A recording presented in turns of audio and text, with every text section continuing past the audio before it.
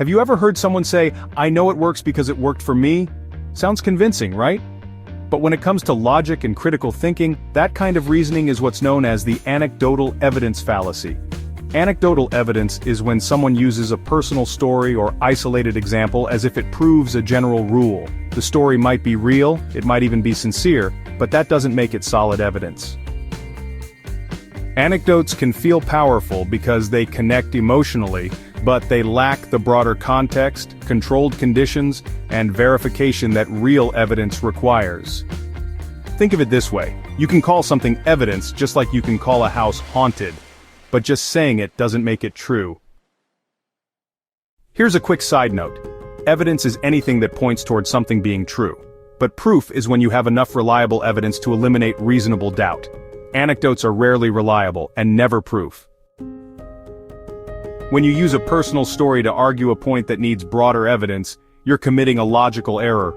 You're trying to generalize from one case, which ignores all the other cases that might not support your claim. Anecdotal evidence often gets used because it's easy and emotional, but it's also easy to be mistaken, misled, or even manipulated. A politician claims their new tax policy is helping regular people. When asked for proof, they respond, "I met a single mom last week who told me she could finally afford groceries."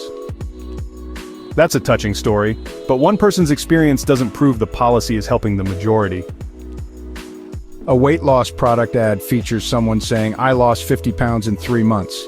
No mention of diet, exercise, or medical supervision, no studies cited, just one impressive story.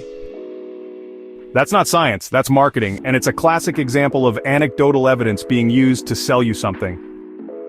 In court, a witness says, "Well, my friend told me she saw the defendant do it." That's hearsay, not hard evidence. Courts rely on documented, verifiable facts, not third-hand stories. You tell your friend you're thinking about getting the flu shot. They say, "Don't, my cousin got the shot and got sick the next day." That doesn't prove the shot causes illness. It could be coincidence, or they were already infected. One story doesn't outweigh medical research.